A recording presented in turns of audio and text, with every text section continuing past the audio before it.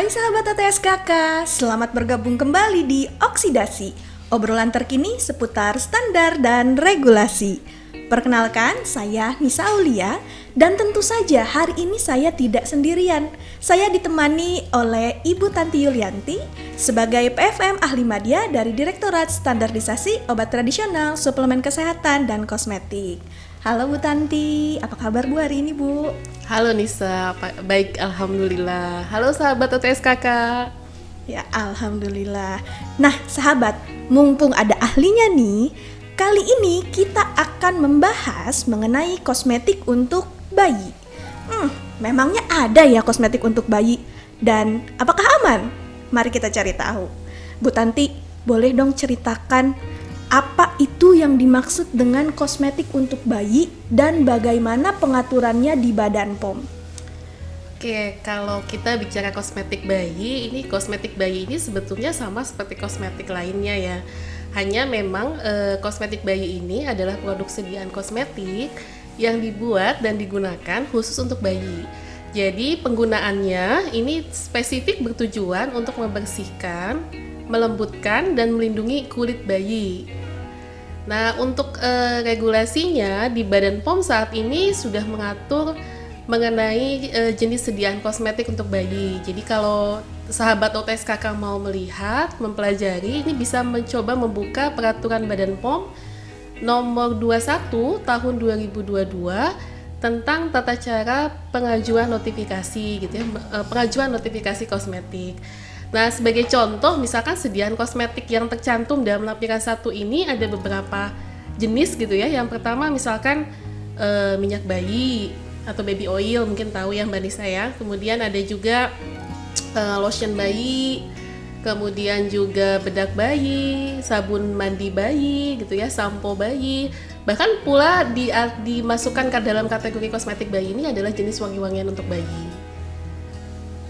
Oke, berarti kosmetik untuk bayi ini memang ada ya Bu, jenisnya kosmetik untuk bayi. Dan BPOM sendiri mengatur dari bentuk sediaannya. Nah, untuk sahabat OTSKK yang ingin membaca peraturannya secara lebih lengkap, sahabat bisa mengunduh peraturannya di subsite kami, yaitu di standar-otskk.pom.go.id atau di jdih.pom.go.id. Oke, Bu Tanti, pertanyaan selanjutnya nih. Kenapa ada kosmetik bayi?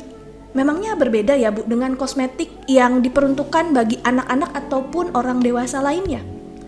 Nah, ini berkaitan dengan kita bisa bilang morfologi kulit bayi gitu ya. Karena kan kulit bayi, kulit anak-anak ataupun kulit dewasa pasti berbeda ya.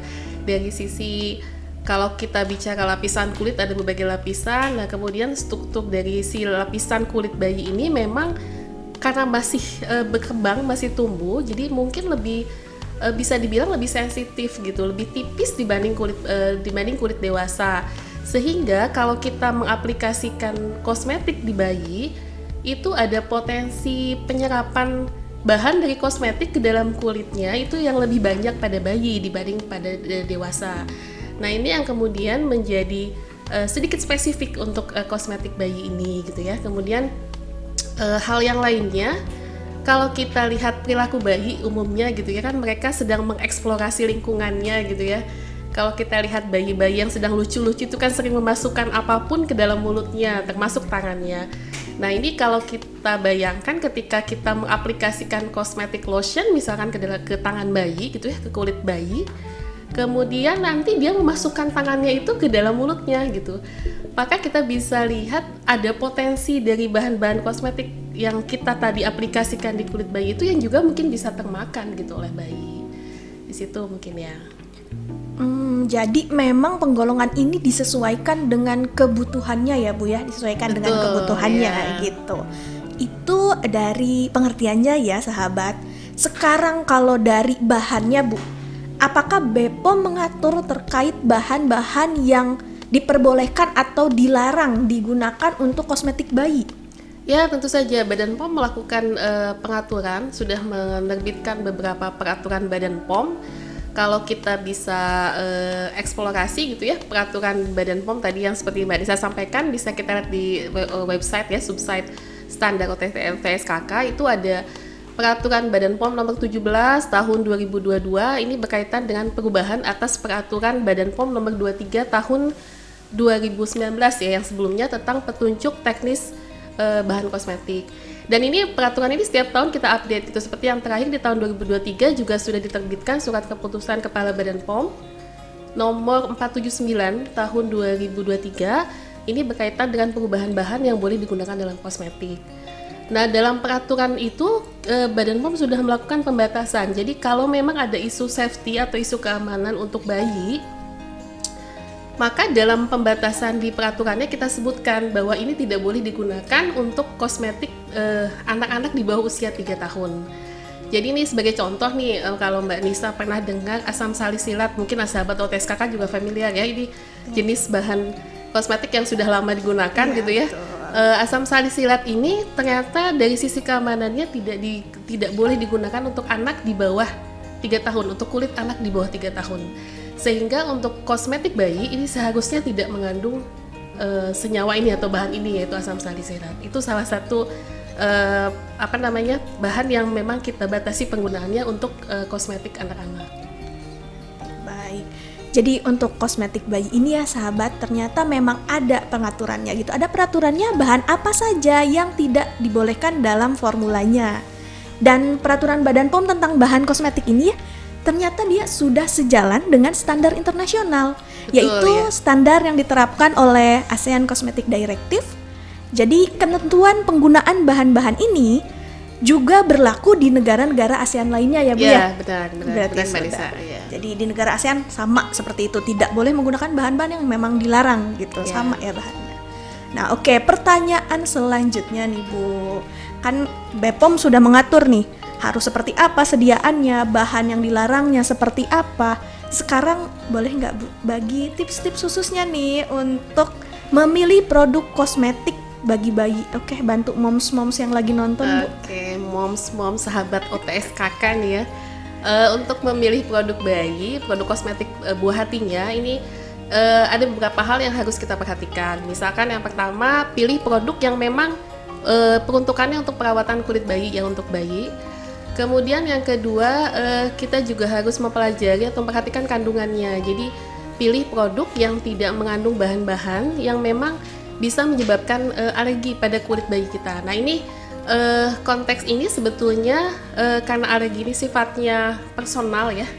Jadi barangkali kita harus mencoba dulu gitu sedikit di bagian-bagian tertentu. Kalau memang tidak bersifat alergi pada kulit bayi kita, berarti cocok untuk dipakai gitu. Karena tidak semua kulit bayi itu punya ketahanan yang sama atau potensi alergi yang sama terhadap bahan-bahan yang digunakan dalam kosmetiknya.